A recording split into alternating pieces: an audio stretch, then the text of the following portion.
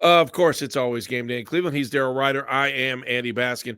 So we heard in the post-game speech, Kevin Stefanski gave the players both Monday and Tuesday off. One is mandated by the CBA. Monday is not, though. He said, go in, get a lift, and then you're done. Good thing or bad thing? And will Kevin get roasted if something bad happens in Indianapolis for giving the team a day off, especially after coming off a bye? Yeah, I think after that one yesterday, that's fine. Probably shouldn't make a habit of that. A lot of teams that are accustomed to winning all the time don't do that. They don't do Victory Monday. But considering the week that they had and everything going on, I don't have an issue with it. I have zero issue, especially if the coaches assess the fact that his team is beat up and they need some rest. It's the perfect time to give a team a day off. Well, here's the other thing too. If they win, they win for sure. You know what they do on Mondays? They, chill. They get treatment. They have meetings. They go through film, and that's about it. Basically, saying no film tomorrow. Yeah, I mean that's basically the way. Because if you need treatment, you're going in anyway. And you know what? They got their tablets with them. The film is on tablets, so they can do film at home from the comfort of their home. So yeah, I have no issue with that. There are a lot of things that you can nitpick Kevin Stefanski about. That's not going to be one of them. All right, Daryl, PJ Walker obviously managed the game. A lot of scrutiny about that pass late in the game.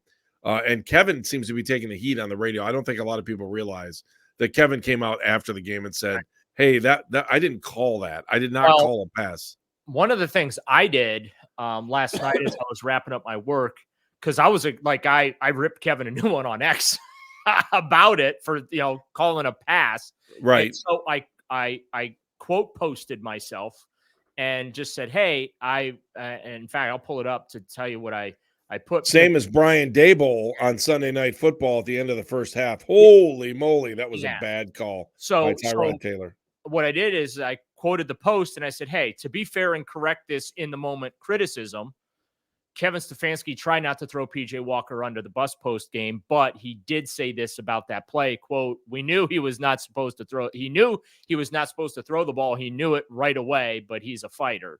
And because, again, I ripped Kevin for that, and I felt it was important to correct the record on that and also acknowledge that, Kevin addressed that particular situation, and that did not play out the way I thought that it had played out. So, yeah, I mean, look, if we have to see a lot of PJ Walker, they're in trouble. I mean, this week or for down the road?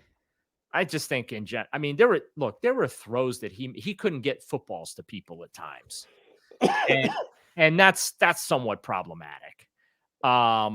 Wide open people late in the game. Yeah. Like it was bad. So he didn't lose him the game. Okay. I do think that after you beat San Francisco, though, that there's a sense of loyalty to him from the team. Yes or no? I know what loyalty is, but the Browns are somewhat loyal to their players. Like, I think once they have someone on that roster, they want to stick with them. Hang on. I'm checking my notes to see how loyal they were to Dorian Thompson-Robinson. Hang on. Well, but it's not like he got cut from the team. Neither did PJ. He just went back to the practice squad. And then this week is the week they have to make a decision. We talked about that. No, he gets elevated. If he gets elevated again this week, then next week is when they got to make that decision. He has to be on the 53 next week, right? They got to make a. Kevin was asked Monday. He was asked about keeping 3 quarterbacks on the roster, and he kind of deferred to Andrew Berry. See, and what Kevin has to understand is we don't get to ask Andrew Berry that question. Yeah, no kidding. Ask him. Yeah. So, like, Andrew already spoke. He gave his one in-season address. That already happened, so we won't hear from Andrew until the NFL. So, we'll hear from him when the season is over. Also, to clarify, if they elevate him this week, the only way he gets to Monday to be on the team is if he's on the 53. Correct? That is correct. Okay. So if he has a good game, they're going to have to keep 3 on the roster. And if they think Deshaun's not ready. Yeah, I think that they're lighting some candles in some chapels somewhere, praying that Deshaun's. Is Deshaun going to be ready? I don't know. I have no idea. He's day to day, like we all are, according Like to the rest of us, Deshaun is day to day. That situation remains completely unchanged. gave an update on Joel Bitonio. Hopes to be at practice on Wednesday. We'll see. Any other injury updates? We had a couple of guys here. Let's see here. I mentioned Anthony Walker's in the concussion protocol. Michael Dunn, who stepped in for Bitonio, he's got a calf injury, so that's not the best of news either. So, and Cedric Tillman's dealing with a hip, but He's we back. don't know. He will be back. Yeah, he'll be So back. Jalen Darden back to the practice squad. Is that where we got him from? Yeah. And boy, the return game. But by the way, he looked better in the return game than Donovan Peoples-Jones, don't you think? A little bit. I think the return game's hot garbage. Did he look better than Donovan Peoples-Jones? That's my question for you. You could look better than Donovan Peoples. I'm kidding. I don't. He seems to. No, I don't want to say he's in the doghouse, but he's not in a place where, it just that they're not getting a lot out of him. I just feel like the return game's a lost cause at this point. That's just how I feels that way. Hasn't it felt that way since Josh Cribbs? Yeah, I mean, yeah. Honestly, I wonder how many other teams in the NFL feel that way though, because the way that things have changed. It's probably the weakest point on the team, if we're being completely honest about it. The return game is probably the weak link on the team right now. And really, it's just don't fumble the football. Just catch the thing. Also, don't catch the thing at like the 3-yard line. Like, know where you are on the field. Okay, if the ball's inside the 5, you know. I miss the days where they used to like stand at the 10. If it goes over the head, they just let it go. And yes, if the thing happens to get downed inside the 2 or something like that, well, then that's just the football gods working against you. Otherwise, don't try and do anything ridiculous inside the 10-yard line fielding punts. But that is a change. Like, that's not just a Browns thing, Andy. Right. That's around the league. Teams are fielding those footballs inside the 5-yard line, which is shocking. And also, too, I'm not seeing a lot of fair catches on the kickoff short of the goal line. Yeah, I think it's guys trying to vie themselves for a job, thinking they might be able to beat 2 guys. I watch every game with Jamal White, and he was talking about how running backs and players in that position where they get the ball in their hands and they have the opportunity to run. Yeah. So whether it's a running play or it's a special teams opportunity, that I'm trying to think. I asked him. There was a play yesterday, and I can't remember if it was Ford or I think it was Ford that tried to run backwards to extend the play to come back. Mm-hmm. And he looked at me and said, if he ever tried to do that with Butch as the head coach, he wouldn't see the field for the rest of the game. Yeah. And that now teams just either allow it or they're encouraging it, trying to extend the play out that way. What do you think? Yeah. And it's burned Elijah Moore a few times in the run. Like Elijah Moore's run averages would be so much better and his yards would be so much better if he wasn't doing that stuff. Right. Because let's face it, Deshaun does it all the time too. It's like, okay, got it, Deshaun.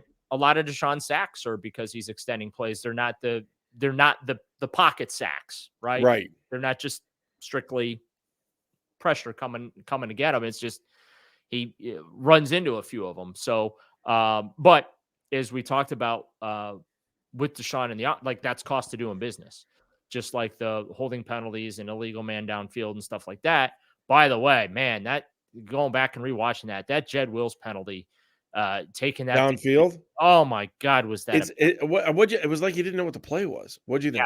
Yeah, he got caught in space for whatever reason, and it was not a ticky tack call, like, because that's what I was thinking at the time. Was this ticky tack? And then I watched it again on Monday, and I'm like, nah, like they had to throw that flag. He was way downfield, but it was a killer penalty, really was. But all's well that ends well. The Browns won the football game. They're 3-2. Defense is feeling themselves. I am curious though, man, like, because the haters aren't going to be there anymore. Like, San Francisco came in as the best offense, or one of the best offenses in the NFL, right? They were second to Miami in scoring. They were among the league leaders in yardage and the Browns shut them down. And so the narrative has gone from pregame Sunday, Browns are underdogs. Browns going to get their doors blown off. They have no chance to win, right? As Dante Whitner said, the defense is pretenders. They hadn't played anybody, so you can't give them any love. To now, they shut down the 49ers, and now everyone's like, holy crap, the Browns defense is really freaking good. Like they are. Yeah, but no one's about to give the Browns offense any credit for anything, especially even if Deshaun comes back and plays well. Well, would you give this Because any credit for anything right now? no, I wouldn't. But you've said this and we've said this before. The Browns offense isn't likable because people don't like Deshaun. Yeah, that's true. But So to put this into perspective, the Browns 1,002 yards allowed by the defense, which is the fewest in the National Football League, is also the fewest since 1971 when the Minnesota Vikings gave up 945 yards in 1970 through their first 5. The Baltimore Colts, 1971, 836 yards.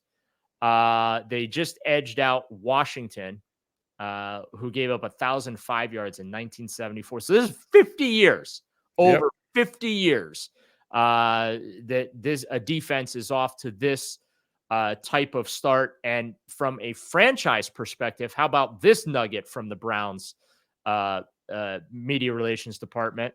Final point of It's Always Game Day in Cleveland. Go ahead, Daryl. What is the final point? The 1,002 yards allowed is the fewest for the franchise in the first 6 weeks of a season ever.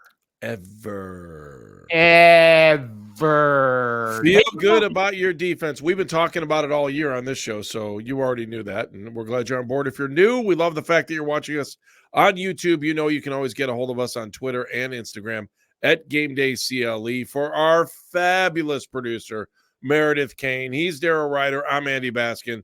Daryl, one last thought if you got it. Otherwise, say goodnight, my friend. That was it. That's it. Good night, my friend. It's always game day in Cleveland.